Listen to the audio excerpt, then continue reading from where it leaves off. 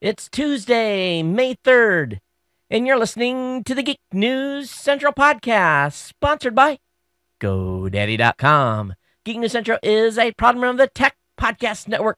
Here, I got a great show lined up for you, and yes, I am extremely pleased that UBL is no longer on the face of the earth. Well, at least in body. Well, his body is, but definitely his soul isn't. But anyway, lots to talk about tonight. Strap in. Here it comes. All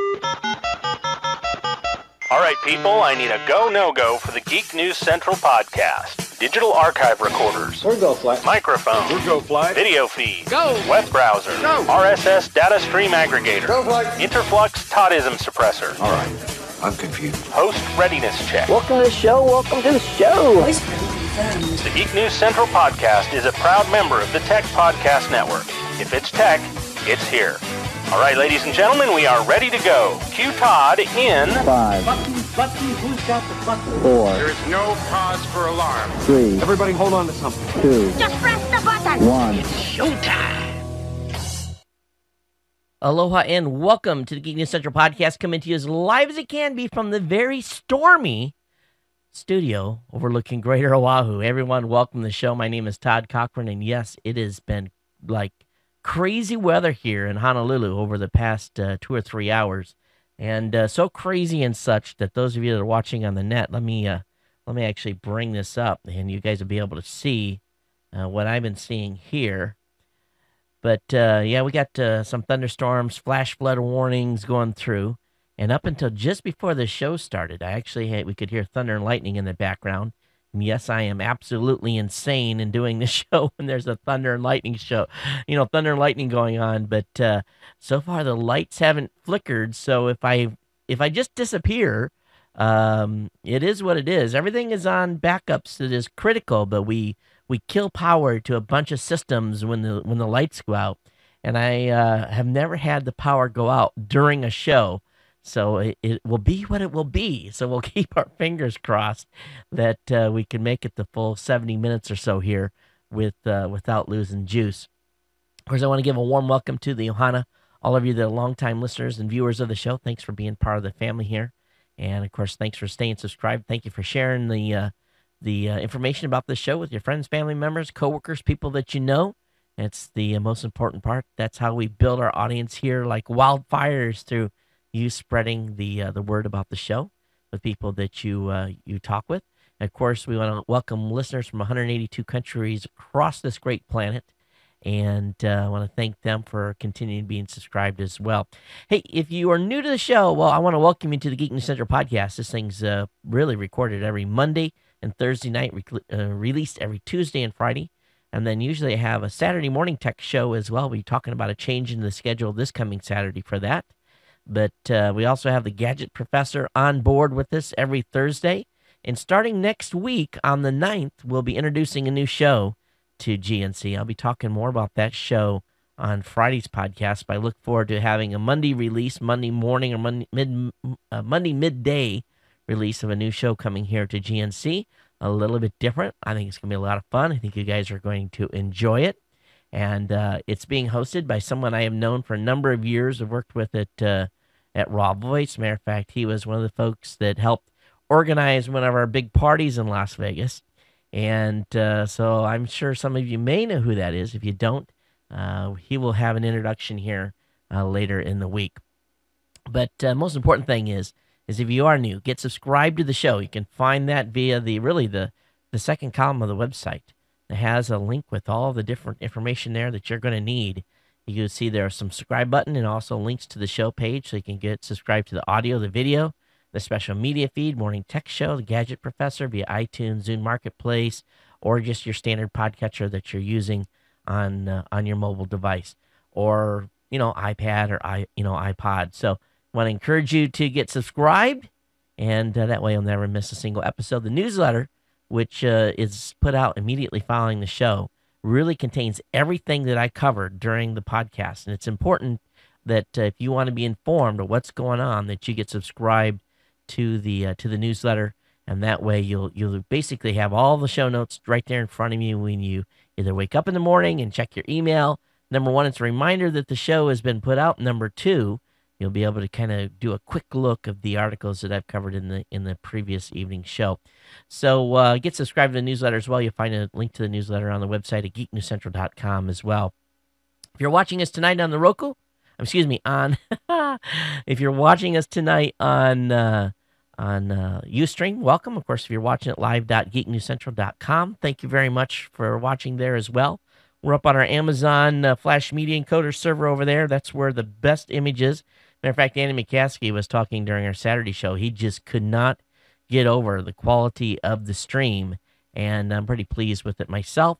And total bill for everything I do on Amazon, that everything I did in May came to about $25. So we're going to get in April, we're going to get a true test in May to see how big the bill is to do 8 shows, actually probably closer to 12 shows up on the net, and then let it stream about 10 hours afterward as well before we flip it back to the folks at Ustream for replay. Let them kind of carry the replay load. But best thing is no advertisements on the live stream right now. So that's at live.geeknewscentral.com.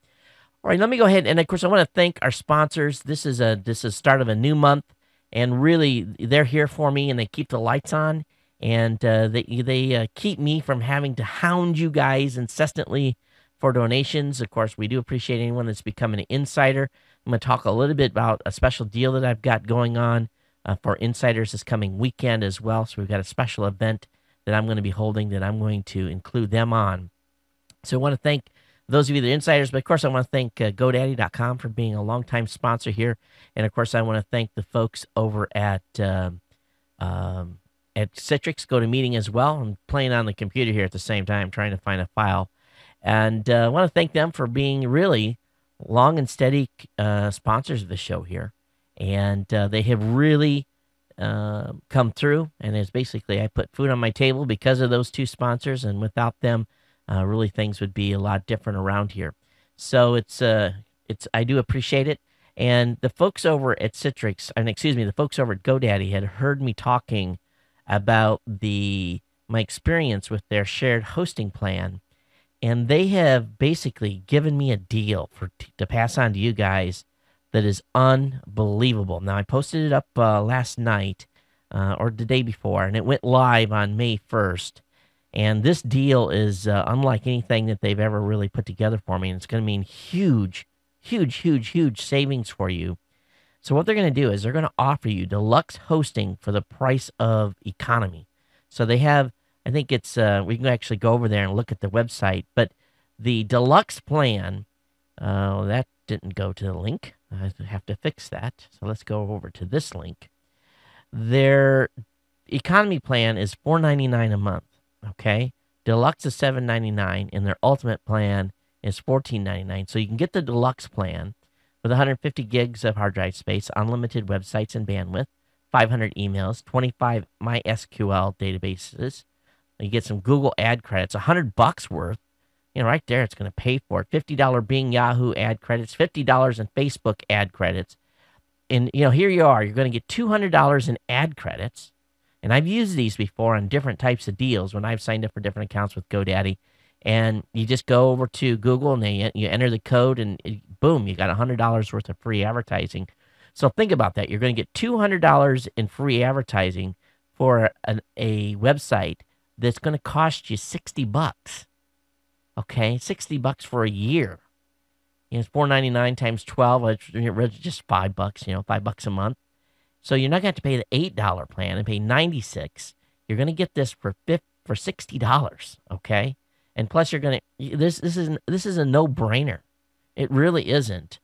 And but when you get over to GoDaddy, you got to use my promo code. Okay, number one, you can click on the link on the website, and you're going to see at the top, you're going to see special offer, deluxe hosting for the price of economy. If you don't see that when you load the web page, you can come back over to Geek News Central, and you're going to find that the code is Geek ECO. Geek ECO. Now, of course, all these codes are at geeknewscentral.com/GoDaddy. All the great deals that we have available. So, let's say you're not in the market for a hosting account, okay? Don't worry, I've got lots of other cool stuff. If you're a new customer over there, I can get you 25% off on any deal, CES 25. You can use promo code GEEK199 to get $99.coms if you're a new customer. If you're not a new customer, you can use my pro Todd20. That'll get you 20% off on a 1-year shared hosting account. ComSale 2, Geek. The list goes on, and the variety of deals. No one's got a better selection of promo codes that don't expire that you can use even on renewals of .coms. So come over here, check this out. Get this great deal on hosting. I mean, this is fantastic. It really is. I was like, wow. I paid for a premium, an ultimate account.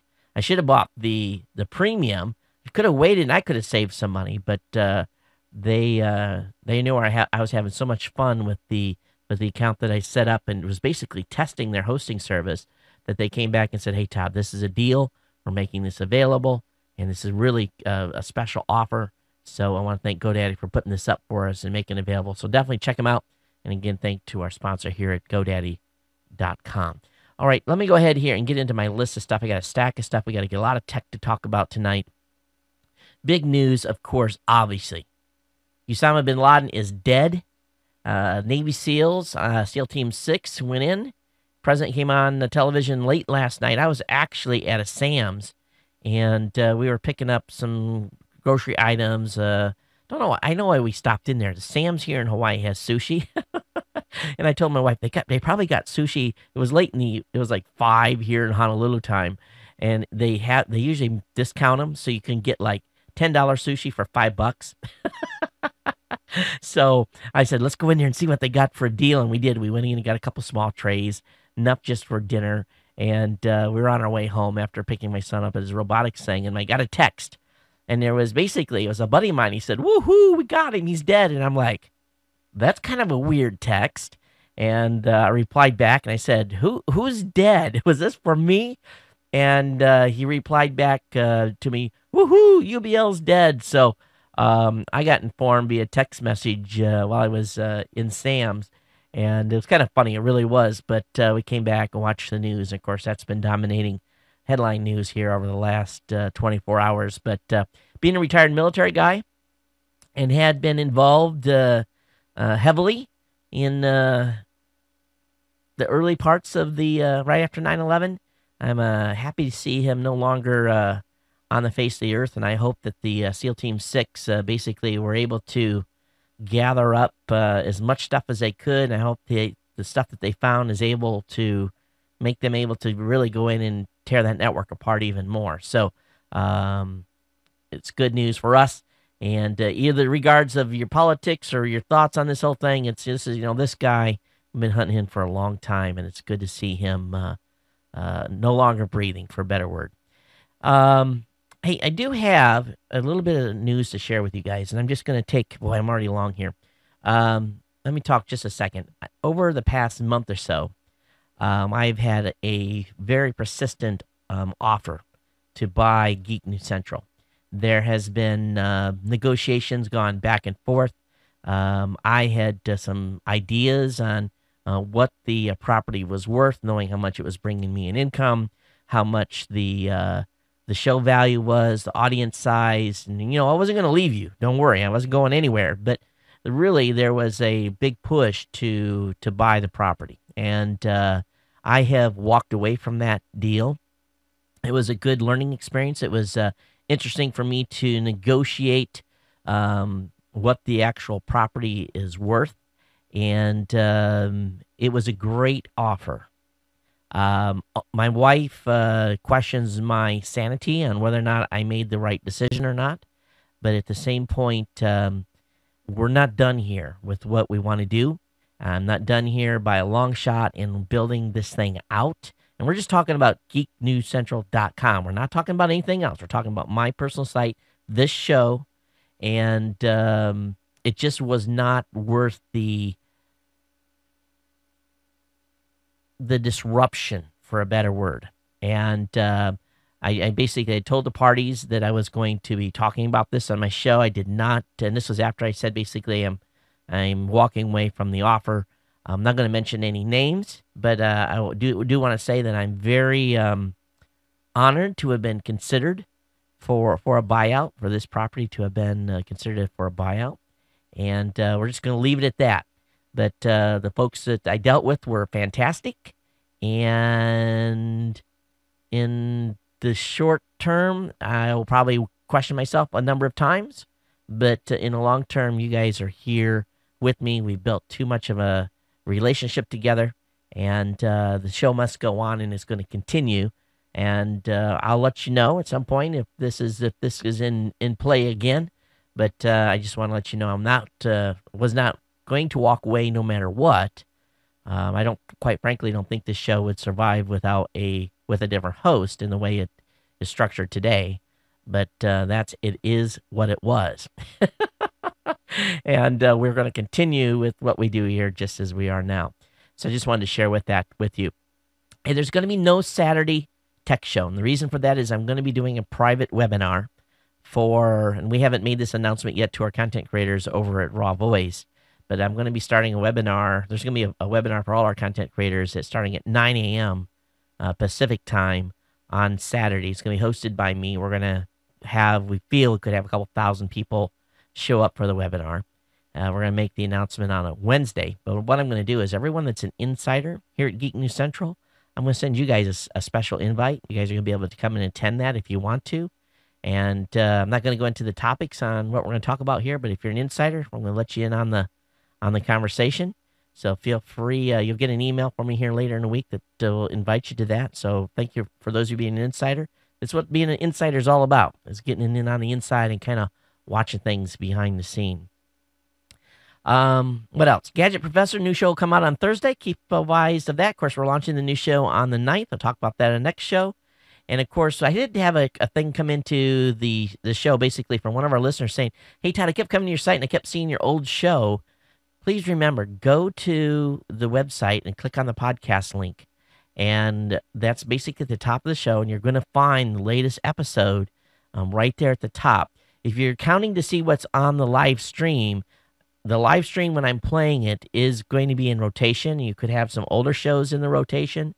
So if you want to see the most current show on the website, you want to view on the website, click on the podcast link on the website at geeknewscentral.com. And the very first entry there will be the latest episode, and you'll be able to watch right there the latest stuff. Now, the video comes out about 6 hours later than the audio does, just because we've got to process it, upload it, and everything else. So be aware that that's the case, that could be a little bit extended. All right, let's go ahead and take care of one last little piece of business here before we get into the content.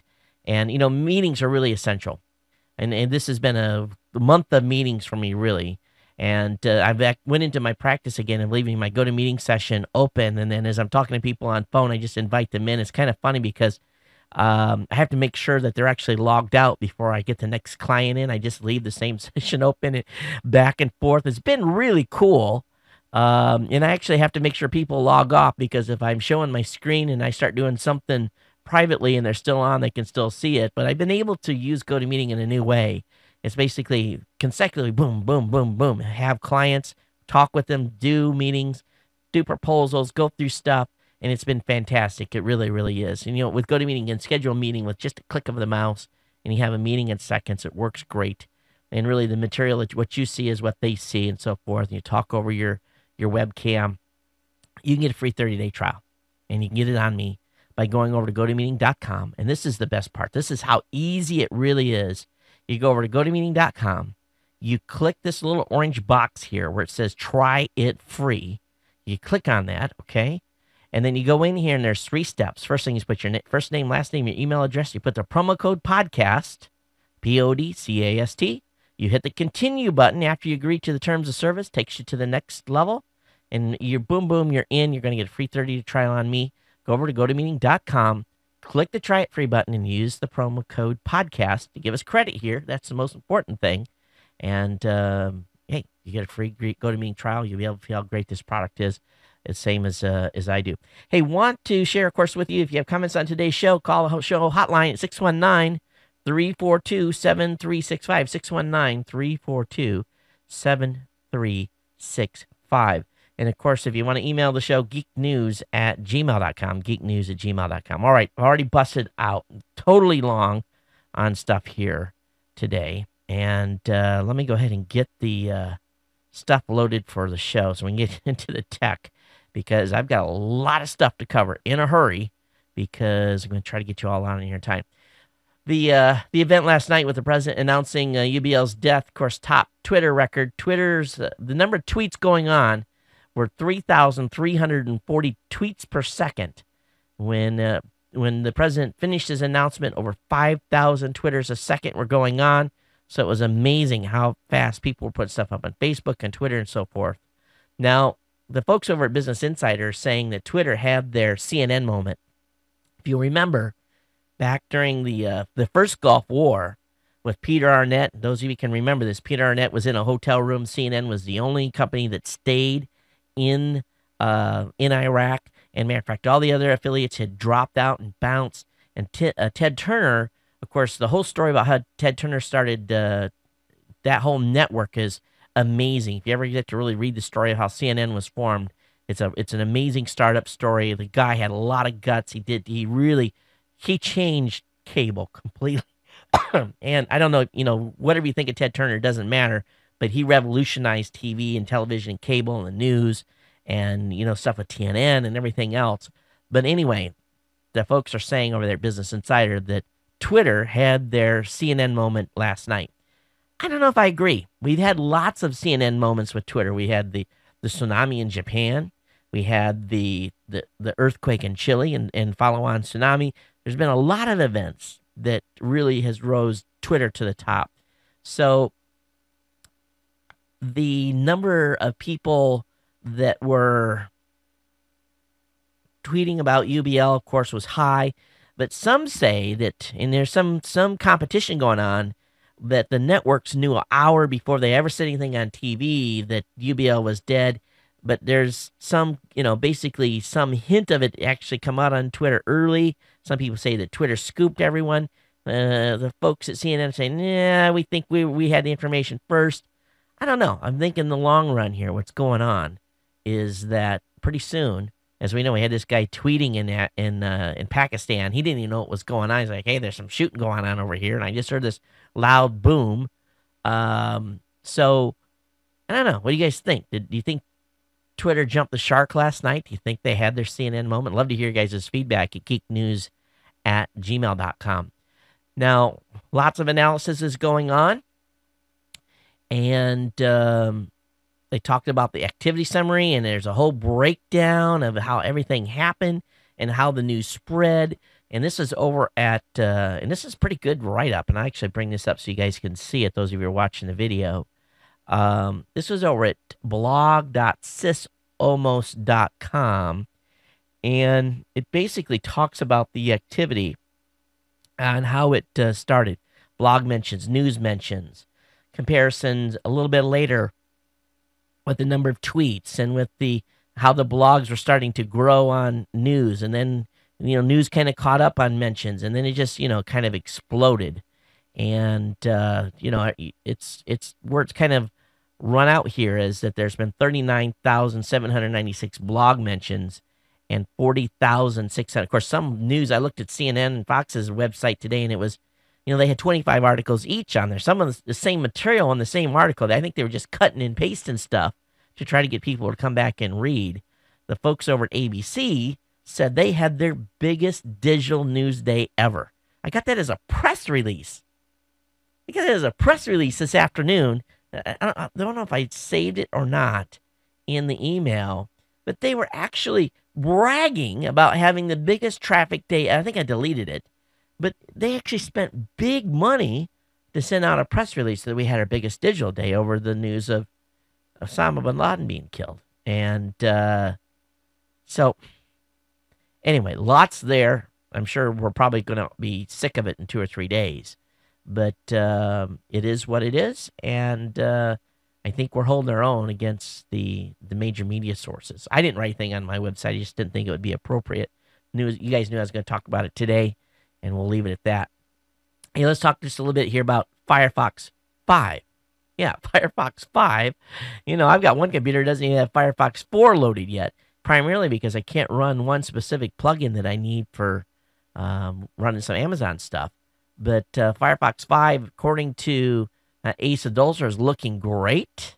And, they're going to this fast release cycle. All these different browsers, including Internet Explorer and Windows, and everyone else is going to this fast release. And, of course, he's showing those slight differences between the two. And I'm like, I can really see the faint differences there. So we'll see what happens here.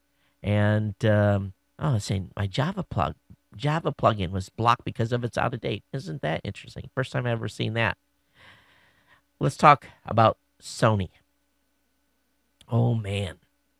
And it's being semi-confirmed at this point that Sony has lost a large number of your credit cards. And Sony Online Entertainment has apparently been the victim of another breach that, according to Nikkei.com, resulted in the release of 12,700 credit card numbers and presumably some other information about as well. 4,300 of those card numbers are said to be Japanese. They're not saying how many are American. Now, this is attack number 2. This is not attack number 1. This is attack number 2. The Wall Street Journal has said that the latest attack accessed personal information for a staggering 24.6 million accounts, including names, addresses, telephone numbers, email addresses, gender, date of birth, login ID, hash passwords. Ruh-roh. This is bad. This is bad. I would be if you're a PlayStation user and you've got a credit card on file with Sony. If they haven't emailed you already and said your credit card is in danger, this is a big one. And of course they got to pull your name out of the haystack there in order to, but this is not good. This is just like bam, bam, bam. It's all these companies, it's just like the email of the day. We're sorry that your stuff has been hacked. We lost your data. It's every single day. Something has to change. There's some company, one company or another, that are letting us know, at what point do all of us start seeing funny charges on our credit? I be honest with you, 5 years ago, I'd get my credit card bill and I would just do a quick glance. But now I go through and I highlight. My wife and I use the same card. We use a mileage card, and I go through and I highlight all my charges. If I see one that's questionable, I do a little star by it. She goes through and highlights her stuff, and we do a comparison to make sure that everything on that bill, and we only use one card when we charge everything because we get the points and I pay it off every month. And we look at that bill very, very closely. And I do a credit watch. Matter of fact, I have something going on with the folks that have the credit watch services. I do have basically a thing going on that's watching there. They have an unlike for Sony. You have to do that. And so I'm looking, we look at that thing. And if we question a charge, it's got a funny thing, then what we do is we have a shoebox that we basically drop all receipts in. She organizes it at the end of the month. I don't have to, but we flip through it and we try to find the receipt. And if we find the receipt matched up, we mark it off. It's almost like balancing our checkbook, So be careful out there, okay? Pay attention, because these shysters they'll just do a little whack at your credit card. $50 here, $25 there. You won't notice it, You'll think someone, and this is how they and then you see that big whack, $8,000 for the, for the fur coat that you bought in Beverly Hills, and you live in Kansas. So, you get the idea. So be careful. I'm not saying Sony, it's just everybody. They've lost their minds, and they can't secure nothing. And that's one of my big worries about stuff that we're moving into with commerce systems, and we're not holding any credit card data, none of it. We're using a third party, a good company that we're very happy with, a reputable one. And if they go screw up, then we're at their mercy. But at least they have an infrastructure in place to, handle some sort of an issue. All right, if you got an Android phone and you've been tethering, well, carriers today cracked down on Android tethering apps, and this is not good. So carriers in the United States started to crack down. T-Mobile and AT&T have started doing that. So if you notice that you can't tether your phone no more, you got to cough up some money for that tethering plan. And I know a lot of you tether and you don't pay for tethering. So that's what's happening. So be aware. Dun dun dun dun dun dun. This is a sad day.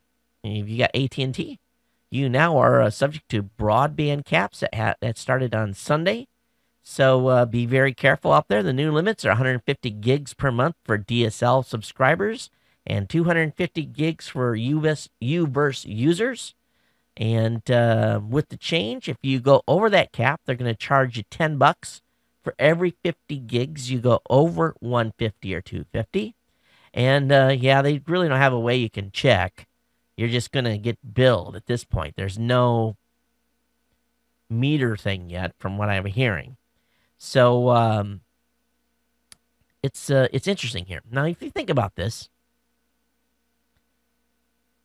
Time Warner brought in $1.13 billion in revenue from broadband customers in the first 3 months of 2011.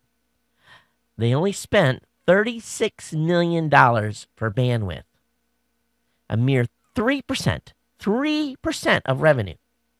So you remember Time Warner was talking about doing broadband caps? Let me say this again so you guys all hear this. Time Warner, $1.13 billion in revenue, and their bandwidth costs were only $36 million. Now, Time Warner doesn't impose caps, but they've talked about it. How much did AT&T make? Anybody look at their earnings report? How much money did they make? Do you like having caps now? Is it going to affect the way you do your online stuff, or are you just going to pay? They understand their business model is in trouble. They have to find a way to generate more revenue. They have to keep the shareholders happy. If they don't keep the shareholders happy, their stock price goes down. And their stock price goes down, the CEOs don't get a big enough bonus and get their millions of dollars in bonuses. So they have to keep inching up on the profit.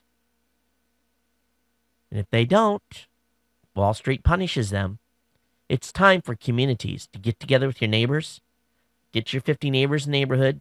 If you live in a neighborhood that's got a cul-de-sac or something, and say, ask each one of them, how many of you are on broadband? Get a collective together. Bring in your own high-speed internet and tell the Time Warners and the AT&Ts of the world to pack sand.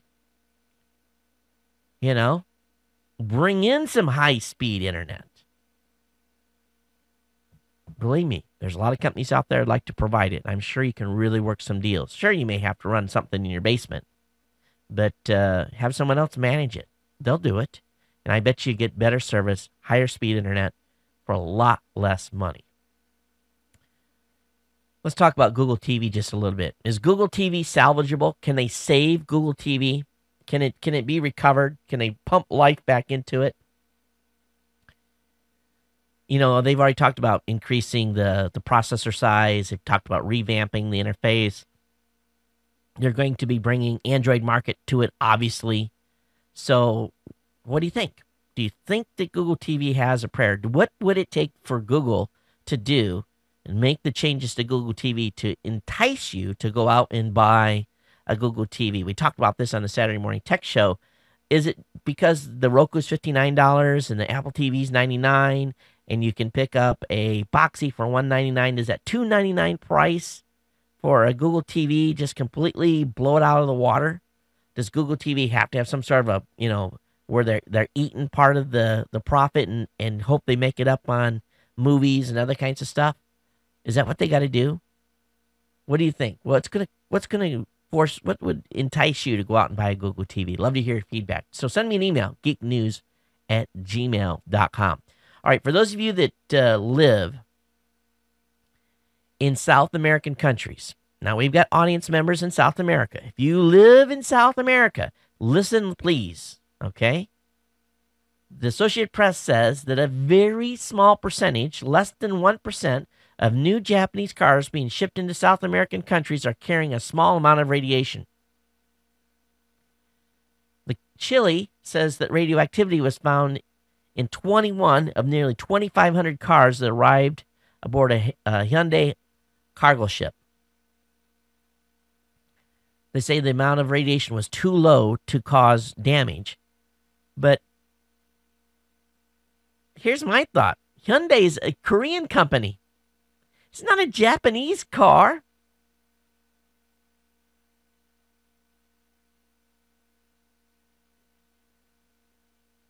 So I don't get it. Am I wrong? I thought Hyundai was Korean. So how can this article be right? Is it because it was on a Japanese ship?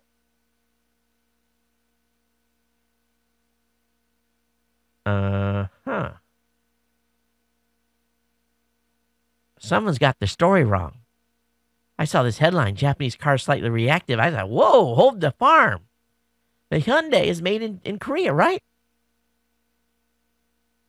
I'm not kidding you. This is what it says. I'm going to bring this up I got this like, hold up here. That's wrong country, wrong car manufacturer. New Japanese cars are slightly radioactive. The AP says that a very small percentage of new Japanese cars, and this goes on to say, Chile says the reactivity was found in 21 of nearly 250 cars that arrived aboard the Hyundai 106 cargo ship. Okay, must be these were Japanese cars brought in on a Hyundai cargo ship. Okay. All right, we understand. All right, I had to read it closer. So it was a Korean ship bringing Japanese cars to Chile. Okay, now that's clear. That makes sense. Say that's a long way to haul there. So, boy, we went full circle, didn't we? Anyway, you worried about that? Any Japanese cars coming to the United States? Going to buy Japanese anytime soon? I have to show this to my wife. All right, as you guys know, the SETI project has been shut down because of budget issues. And there's Alan, one of our writers at Geek News Central, put up a blog post basically looking at the real cost of SETI. And what they found out here was to run one dish cost about $2.5 million or 5 Tomahawk missiles. 2 satellite dishes or 2 space telescopes would be a cost of 1 Predator drone of $4.5 million. With the Citibank executive bonus of $19.3 million, you could run 1, 2, 3, 4, looks like 7.5 dishes. So the total cost of SETI's operation is $2.5 million per year. And isn't that pretty sickening to think that we've shut SETI down due to budget issues, really for a small, measly budget of $2.5 million? Now I wonder how many geeks it would take to donate $10. Well, could we get enough geeks to raise $2.5 million for SETI? Do you guys think SETI's important anymore? Do you think they have a chance of finding ET? I think SETI needs to, as Alan says, sign up for Kickstarter. And I put $10 in the pie to help the SETI folks. But one Apache helicopter, $18 million. Citibank exec, $19.3. Entry-level Learjet, $12.9 million. So, $2.5 million is all SETI needed, but they're done because no money. Now, a judge what state is he in? He's in Illinois. A federal judge in Illinois has basically taken the recent issue where there was, remember that guy that got a gun put in his face after the police raided his home after they said he was a child porn user or viewer. And basically it turns out it was his neighbor using his Wi-Fi that was the actual person that was the one that was guilty. So basically, a judge is basically seeing the light on IP address issues. And so the judge is basically this guy named John Steele that has been going up after people that have actually been using or are using peer-to-peer sites to download adult material. So John Steele, the main lawyer in Illinois, who has brought together a whole bunch of cases, the judge just absolutely crushed him today. And so he's rejected several of this guy's cases. He's rejected motions. And so Steele's now going to be he tried to take it to the appeals court. And so anyway, these judges are waking up to this. And they're waking up to these folks are trying to extort money out of people by getting them to settle, even though they may not be guilty. So this is good news, and hopefully we'll get these folks stopped. And if they want to sue somebody, make them go through the real process. One at a time, name the person, the whole 9 yards. We'll see. Now, I'm not a big fan of the WikiLeaks founder. I just am not. But he says something. He made an interesting comment. He said that Facebook is the most appalling spy machine that has ever been invented. So, he's still awaiting extradition to Sweden on his charges that's against him. But apparently Russia Today interviewed him and getting his viewpoints on a bunch of political stuff. But what do you guys think about his statement saying that Facebook is the most appalling spy machine that has ever been invented? That's pretty true. Facebook, whoever you friended, they know your life. And it's, if you post hardly anything in there at all, it's pretty public. So what do you guys think? What do you think? His comments make sense? Or, love to hear your feedback on that. geeknews@gmail.com. Voicemail hotline, of course, is 619-342-7365. The CEO of Google is explaining how Google hires. And this is the thing I think. I read through this. And here's a couple of things. I'll just get to the point that made me laugh. He says, be exceptional. Well, of course, if you're going to go work for any company, you got to be exceptional. Number 2, do your own thing. He says, best employees are those who don't need much managing. I agree. Less management is better. Go do it. Get it done. Make it happen. Don't necessarily have a winning personality. I guess he's not going to be hiring Charlie Sheen. Really love job interviews. Now get this. Interviews will be relieved to hear the company is streamlining its interview process. Schmidt said that Google has brought poor saps in as many as 16 times before ultimately releasing them back to the wild. Now, he says, Google has analyzed the process to determine a decision should be able to be made in 5 interviews.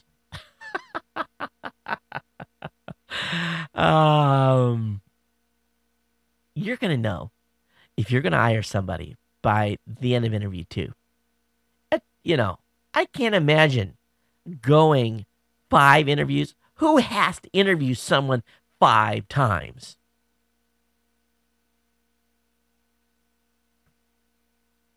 Wow.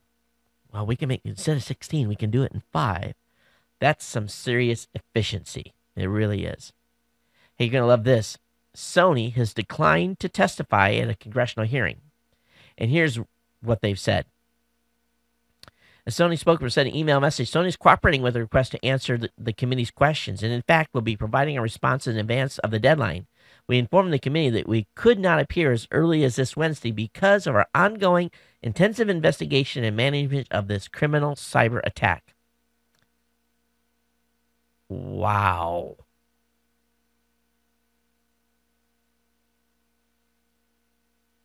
Wow. I mean, you can't send an exec.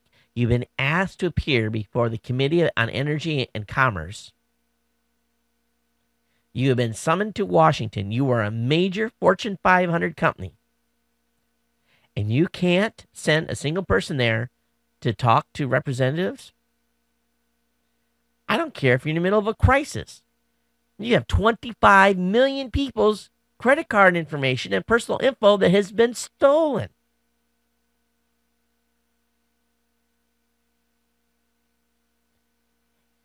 Wow. What do you think? I don't know. I think they should be there. really do. Okay. Twitter is testing new text ads. I thought about trying to see if I could buy some ads on Twitter. I went and looked at their process. You have to have a big bankroll. You can't do a Twitter ad on a specific keyword for anything less than like 6 digits. It is insane.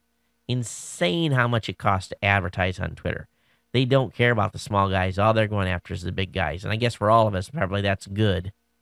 But I would definitely love to buy an ad anytime someone said new media or podcast. But big bucks. Maybe this new ad spot will be cheaper. Microsoft has unveiled a new set of tools for iOS developers to help them port their apps over to Windows Phone 7 as part of its ongoing attempt to court developers to its new mobile operating system. The new API is out, so this may help them, but some folks are saying, hey, you just need to sell more phones if you want to get developers to support you.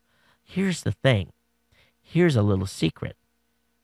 Sure, there might be how many over a million phones have been sold, but if you're one of just a few apps, and it's a good app, how many sales do you need? Need 1 million sales at $2? Sounds like a pretty good payday. Smart people with smart apps or good apps are going to be on Windows Phone 7 early and cash in, because if there's limited number of apps, your chance of being discovered is much higher than the 225,000 that are on iTunes. Makes sense to me if I was an app developer. A good question being asked on PC World. Who owns your location? Does Google own it? Does Microsoft? Does AT&T? Does Sprint? T-Mobile? Verizon? Who owns your location? Do you own it? It's obviously not, based upon what's been happening recently. Android's tracking you. iPhone's tracking you. The only people that haven't been accused of tracking so far is the folks at BlackBerry. So the question is, who owns that data? And what are they going to do with it? Do you think you own it? I don't think we do anymore, folks. I don't. As much as it bothers me. And here's really the end line. Google, Microsoft, Apple have all had outrageous answers over how they control your location data. And it makes me very nervous. And if you want to use it, then they have to track you. If you want to use your GPS, then they have to track you. You have to opt in. So maybe it's time to go back and buy some of those old school GPS devices that don't call home to mama. Big court ruling today for NVIDIA. And really, this is a class action suit. And basically what happened is that even though NVIDIA is going to have to, are going to get some money, the clients are going to get some very small, basically, award. And, but anyway, this was over some stuff that was going on with NVIDIA, and I hadn't been following this, but a bunch of people are up in arms over it today. So just another one of those class action lawsuits. It's going more for the vendor than the people. I saw something here on old Gizmo talking about airplane earplugs, and I'm just going to do this as a little bit of a warning. How many of you have used those little yellow earplugs? Okay, they're showing you some airplane earplugs that they want to charge you $24.50 for. You can buy a set of 4. And they say, oh, they got pressure relief on them. And let me tell you, I flew for 20 years, okay? I flew for 20 years, and you know those little yellow foamy roll-ups? Don't worry. Put those in your ear if you're flying. You want to deaden the sound a little bit. They'll be fine, okay? You're not going to have to worry about pressure buildup. They leak enough. I've never had an issue using a yellow foamy, that's what I call them, a yellow foamy, in my ear flying for 20 years. Don't spend this $24.50 to buy these. It's not worth it. It really isn't.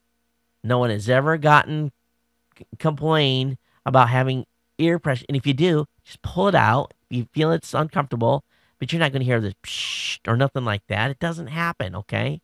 So, anyway, just Save your money. Don't buy these, all right? Okay, next article up. Tactical pants is basically, you've been looking for pants to put your iPad in? Well, if you go over to Tactical Pants blog, you're going to find some pants over there that have the perfect iPad pocket, all right? So if you're looking for a pocket for your iPad, you can pick some of these up, and it's from Tactical Pants. And what is the price on these things? They don't say how much they are, but they'll give you the link to them, and you can buy the black or khaki. They call it katana. Okay, whatever. Katana and genuine gear tactical pants. So I'm sorry. I'm not going to carry. It just looks. That's the ultimate nerd thing. Hey, that's happy to see me, or is that your iPad in your pocket? Come on. The first thing you're going to do is one guy, he's got it behind him. Someone's going to steal it. Number two, you're going to sit on it and crush it. Number three, it's if it's on the side of your leg, you're going to whack it against something. And then fourth, you just look like a dork. I'm sorry. Put it in a backpack. Be cool. Don't, okay. If you want to wear these, it's fine with me. But the search for cool pants for your iPad, I'm sorry. I just don't get it. Now, here's something I can really get into. And this tells what generation I grew up in. Remember the black lights? Well, now you can get a black light iPhone dock. Back in the 70s, you can have a little, that little black light action going on with the posters you used to buy. I remember when they were in the rack, you could get them. They said, basically, black light, you can use these with your black light. $149. No. My son may want one of these. He'll see it, but not for $149. But anyway, a couple of cool things on old Gizmo. And anyway, hey, did you know that I don't use my Windows machine to make phones on Google Voice? But did you know there's a feature in Windows 7 that will actually reduce the volume of other sounds by 80% when you're actually making a phone call via your PC? And I don't know if this is under the sound section in settings. So basically, go into Control Panel, click on Sound. You're going to see Playback, Recording, Sounds, and Communications. On the Communications window, you're going to see the button there to reduce the volume of other sounds by 80% when you're making a call. Because the last thing you want to do when you're making a call on your computer is hear the ding of email coming in or something like that. So be full aware of that. Hey, Google is making changes to Google Apps. Of course, I'm using Google Apps a lot. And this kind of bugs me a little bit, but basically, if you need more than 10 user accounts, you're going to have to now start paying for it when you create a Google Apps account. If you already got one and you got 50 email accounts or 50 user accounts on it, you're not going to have to pay, but you're going to have to, if you sign up for a new account, and want more than 10, you're going to have to pay for the pro services at Google Apps. So Google is looking for some money, that's for sure. If you're using Dropbox, pretty cool ideas on 3 different ways to use Dropbox in a way you may not know about. I'll have a link up in the show notes on that. So those of you that are Dropbox users, you can give that a whirl. How many of you have really worried about jailbreaking your Apple device? You're afraid it's going to bust your warranty? There's a great article on makeofuseof.com talking about the pros and cons of avoiding your warranty by jailbreaking your phone. I'll have a link up in the show notes for you to check that out. So if you've been sitting on the fence, this may give you some ideas on which way to go. Got a cool video. Don't know. Do I have time? I really don't have time here to play this for you. This is on Universe Today. It's a time-lapse video of the shuttle RSS retract. And, of course, the RSS is the rotating service structure. It's the structure that sets up against the shuttle before the launch when they're getting servicing and getting the shuttle ready to go. And then it opens up and actually, puts the backside of the shuttle free and clear so they can launch it. Pretty cool video on this. I think there was also an announcement made today that the next shuttle launch is going to be on the 10th of May. So I'll reconfirm that for you. I think maybe I have a link here later. But a couple more things. I found something on space.com that talks about, shows a video that Hubble captured. It's basically two asteroids that collided together and the explosive force and the aftermath of it. So I have that in the show notes for you to check out. It's another video. Oh, here's the actual launch date. Yeah, May 10th. What time? Have they announced the time yet? No.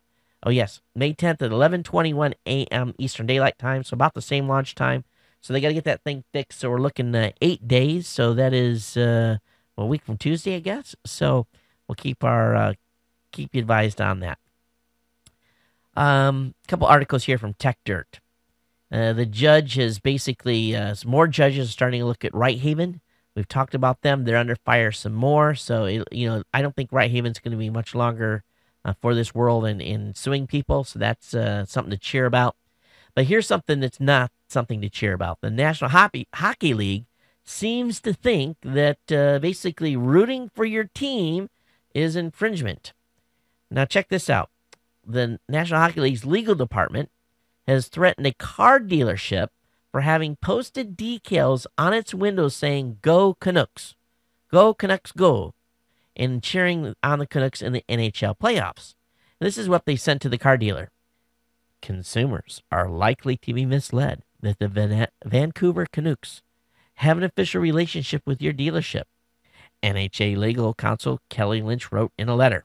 So basically saying, take the little signs off your cars. You can't root for your team no more. Root for your team. But that's not it. A radio station in Vancouver's also received a cease and desist letter from the NHL claiming that a contest it was airing violated the NHL's intellectual property. The problem? The radio station was letting fans of Canucks take a sledgehammer to a van that was painted with the logos of the opposing team that the Canucks were facing.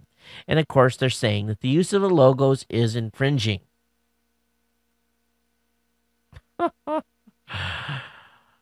Why don't those fans just not go and buy any tickets and not go to the game? Can't cheer for the team, so let's stay home and not watch TV and boycott. The NHL has got to quit smashing and squashing people in the NFL and the NBA and everyone else. They need to quit making their fans upset. If I lived up there and heard about this, I wouldn't go. And I would make it very public that I wasn't going because of this ridiculous attitude.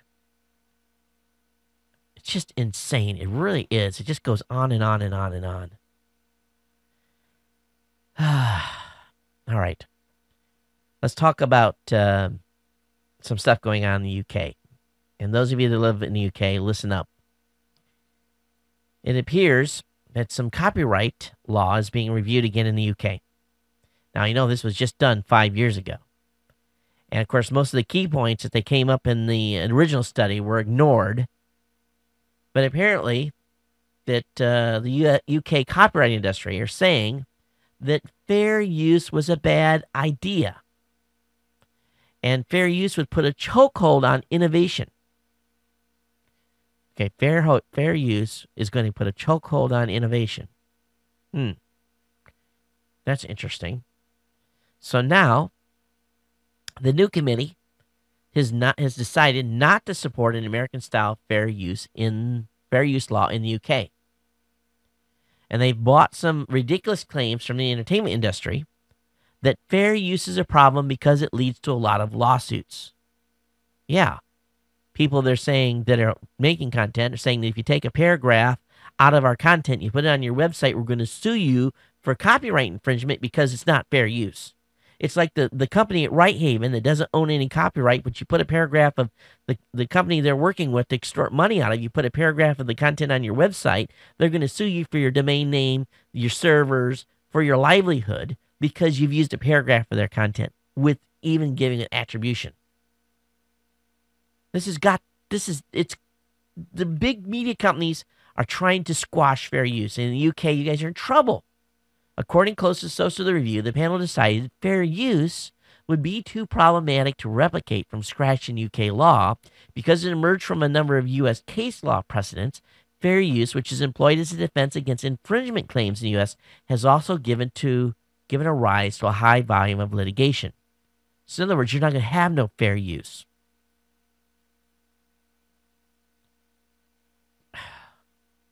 Unbelievable. Now, the White House has published a special report that whines about any country with a more enlightened view on intellectual property. So the USTR has come out with an annual report. And of course, the USTR is the United States Trade Representative, has come out with a 2011 special report. And basically that says these countries are being naughty on IP and they aren't living up to our standards. And they have a watch list, like a terrorist watch list. They have an IP watch list.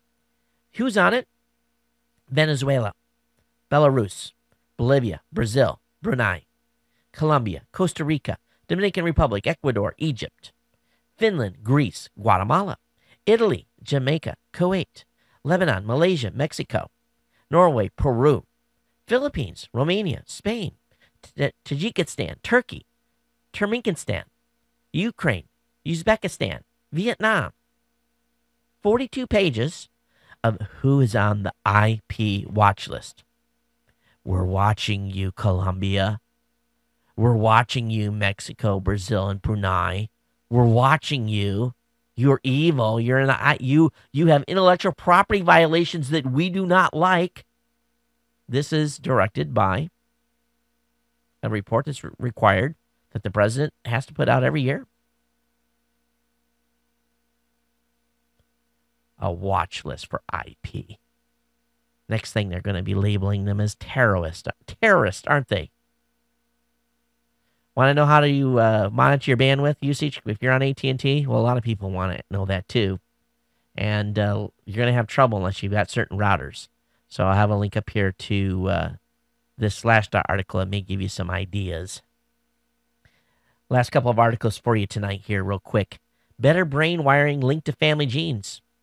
So for those of you a little smarter, apparently you inherited good genes from your parents and your brain's wired a little bit better and allow you to perform a little bit better than the rest of us. So that is an article on Phys.org. Next article is from basically talking about setting up a seed box. We've talked about this before. So if you ever wanted to set up a virtual private server and actually to get peer-to-peer seeds, they got a full-blown instructions on how to do this over extremetech.com. Hear about this guy that survived 96 minutes without a pulse? He's one lucky dude. They knew how to do CPR on him, and this is remarkable. He got shocked 11 times and finally got a weak pulse and got him back, got his ticker working. But they talk about some technology they're using right now called capnography. It's basically measuring the CO2 level of your blood. So this is pretty good. This is a good write-up. So those of you that are following what's going on in the medical field, you watch this. Hey, AT&T to give Groupon Facebook a run for the money. They're going to be doing a $10 promotion for Daily Deal site. So I'm sure you want to go support AT&T right now. But they're going to have some coupons going on over at the Daily Deal site. So keep an eye out for that. Twitter's going to be buying TweetDeck for $40 million. You knew that was coming. So $40 million. Wow, what a deal. So a nice acquisition here. But $40 million is what Twitter's going to pay for it. They're burning some of their cash that they've got.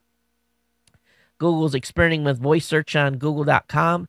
Well, not a lot of info about this yet, but they are experimenting. And at some point, you're going to be able to basically speak to your computer, and Google will just go ahead and search for you. The white iPhone is not thicker than the black iPhone. They did some measurement. It's 0.370 microns, or actually 0.370 millimeters, it looks like. So, is that right? Millimeters? No, 0.370 millimeters. 0.370 inches thick. So they use a micrometer on it. Anyway, just to let you know there. What else? That guy that we talked about earlier in the show, who is actually tweeting about the attack on Osama bin Laden's compound. Apparently his website got hacked, and anyone that visited it probably has some malware on their computers now. So if you've followed him and you went over to his website, you want to check the computer close. Sadly, it appears there's another Japanese nuke plant leaking radiation. This is a completely different facility. They're saying over there everything's fine, no problem. Okay, but new radiation levels have been detected out of, where's this one at? Oh boy, I have to have my wife help me here. Sugara nuclear plant is oozing radiation. So that tragedy continues over there. And last couple of things, iOS 4.33 is rumored to be coming within the next 2 weeks. Going to fix the location tracking issue. Last article for the night is Firefox has broke the 10% mark and utilization. So congratulations to Firefox. Okay, got some voicemails here to go into. So let's get into that right now so we don't run long here. But again, if you've got comments on the show, 619-342-7365, 619-342-7365. I've got the first voicemail came from the last show we didn't get to play, so I'll go ahead and play that now. I think I've got everything plugged in. We'll see how this goes. Whoa.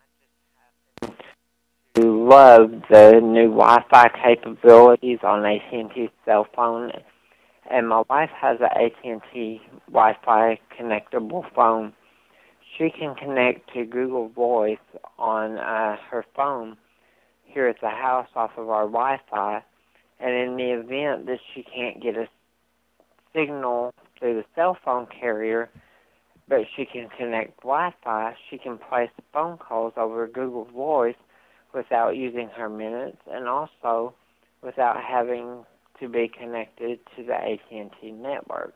I thought that is a pretty awesome deal, and I would like to see that posted on your podcast next week, because that is a feature that many people would use, which is free of charge, to where they can actually get out and make a phone call as long as they have Wi-Fi connection, regardless of network availability for the AT&T network. Right. May the Lord richly bless you in all you do, and I hope to see this on your podcast soon. Thank you. Hey, thanks for the call, and I'm sorry I well, the volume was messed up there at the very beginning. Missed your first name. I'll go back and review that, but thanks for the info on that, and absolutely a good feature that people can use when they have Wi-Fi available but not yet have a basically no signal from the cell service. All right, let's go ahead and go into the next call. Well, aloha, Todd. Mike Thomas calling from Naples, Florida. I enjoy your show immensely, but I do have a few frustrations, like trying to listen to your video podcast from yesterday that you recorded in Honolulu, and it keeps bringing up yesterday, or last Monday's podcast. So I'm a little disappointed. I've been reading your notes, and I'd love to hear the rest of the story. Second point, Gadget Professor is a great program, but at least on my iPad, when I try to load it up, there's a streaming hesitation that is kind of annoying. That particular problem does not exist on the program that you anchor, the tech program. So just thought that might be helpful, and just to let us know when we can access the new program, a new podcast. I'm just a little unsure, and it's a little frustrating, but nonetheless, I enjoy your program and great commentary. I especially liked your comments on AT&T. Same thing here in Florida. Talk to you soon. Bye. Hey, thanks for the call. And the main thing is on the show is the audio is always available first, and then the video follows 6, 8, 9 hours later, depending on how fast we're able to get it processed and uploaded, and if I forget to hit upload before I go to bed and so forth. But you'll definitely, again, come to geeknewscentral.com, click on the podcast link, and that'll be the quickest way to find the latest shows and content if you actually want to watch on the web. So that's the best way. And, of course, you can always catch the audio stuff if you get impatient. I appreciate you watching the video portion of the show. That's do thank you for that. But let the Gadget Professor know. Matter of fact, we know on episode 4 we had some problems with one of his encodings. So I'm hoping on episode 5 that wasn't the case. So if you want to let me know if episode 5 is doing the same thing, please drop me a line, and we'll look at how he's encoding. Again, I don't control his production process, but I definitely will give him feedback. And you definitely send him an email, too, at thegadgetprofessor@gmail.com. He will definitely like the feedback for the show as well. So thanks for calling, Mike. All right, let's go ahead and play the last voicemail, and then we'll get into the emails. Hey, Todd, this is Joshua. I was Hey. calling to see if anybody has heard whether or not Google is going to extend their free Google Voice this upcoming year. If you would, please include this in your show. Thank you. Bye-bye. Hey, I don't know if Google Voice is going to be extending that for free or not. So that's a good question. We'll see what we can find out about that. If anybody has heard anything, please let me know, and we'll get some feedback into the show. All right, let's go ahead. I got a couple of emails here. I got an email from Jeffrey Ramsey, one of our longtime listeners of the show. He said, hey, Todd, he said, I thought about you when Clark Howard mentioned this. Since you travel so much, Priceline bidding at the Bidding Traveler at biddingtraveler.com. He says, Jeffrey, your longtime listener, the ex-business owner of JR Lock and Key in Tuscaloosa, Alabama. And, of course, Jeffrey was shot a number of years ago, and he has had a spinal cord injury and has essentially been paralyzed. And Jeffrey is bedridden. But Jeffrey, thanks. We hope that you're doing well. I know that you are in pain much of the time, but I definitely think about you, and I hope this finds you well. But thanks for sending me the link on the biddingtraveler.com. Maybe it'll save me some money. I'll let you know if it does. I definitely appreciate it. Got an email here from Robert. He says, hey, Todd, being a faithful listener, I noticed you mentioned often about use of torrents and related news in the area. I do not recall offhand if you ever mentioned a site called Bitlet, bitlet.org. It's a site that may interest you or perhaps some of your listeners. What they do is allow you to download a torrent from online without a need of a client installed on your computer. You can also use a bookmarklet for your browser and also an extension for Chrome discussed on their blog. But what caught my attention was that you can also play an MP3 file there just by pasting in the torrent link. Also available is torrent video streaming, which uses the new HTML5 video tag, which I do not completely understand, but I'm sure you will. That's cool. One more thing of interest, if you have a torrent link, say of your podcast or your video, you can generate an embed link for your website that a visitor can use to download the file with no need of software installed on their computer. I can see a use for this service for illegal torrents. Take care, Robert out of Tennessee. Hey, this is a good one, and I'll be definitely checking them out. We've used a service like this once before, kind of like that, but definitely check bitlet.org out. Got an email from Thomas here. Say, hey, Todd, in recent months I've heard you talk about cars and their problems. You want an electric car, but they're a bit expensive and don't have enough range. Gas is getting more expensive. Trains are greener than gas vehicles, but what do you do when you get to the destination station? You have to take a taxi or wait for a bus. He says, I'm sounding like an advertisement. I have nothing. So I came across this link to a solution to all this, and it's even super high tech. And how it works is a car that can drive on a regular road, but can also drive on powered tracks that are computer controlled. Around the neighborhood, you stay on the road, but you cross town, you use the tracks. Privacy, convenience of your own vehicle with the advantage of a train. The dual mode transport system would solve all these problems. Relive congestion of freeway, enable those who otherwise couldn't travel to where I live. It would reduce collisions with wildlife on the road. Thomas, you ought to hear a story I can tell you about being on a railroad track one day. All I can say was we had a lot of fun. I'll just go into it sometime, but it's worthy of a good laugh. It wasn't me, but it was a buddy of mine that I was with. So anyway, long story, but I'll tell you about it another time. I got an email here from Near. He says, Todd, I read your buzz about Whistle and wondered if Whistle's audio is not great. You can always use Google Talk. Google quality is excellent. And hey, the price is the same. That's it. That's all we got tonight, folks. And that did okay. Hour 13. So, hey, thanks for being here. Thanks for being subscribed. Thanks for watching the show. And I hope you're finding the show entertaining and informational. Let me know give me feedback on how we're doing here. geeknews@gmail.com. geeknews@gmail.com. Of course, call the voicemail hotline at 619-342-7365. That's open 24 hours a day, 7 days a week. And, of course, email, it's universal. But we'll be back with you Thursday night for a Friday day release. All the Ohana, thanks for being here. The power stayed on, and actually, I'm looking out the window. I can see a star. So it must be the storm has moved on. All's quiet here in Honolulu. It's cooled off. It's nice. We're going to have a great evening. Everyone take care. We'll see you next time. Aloha.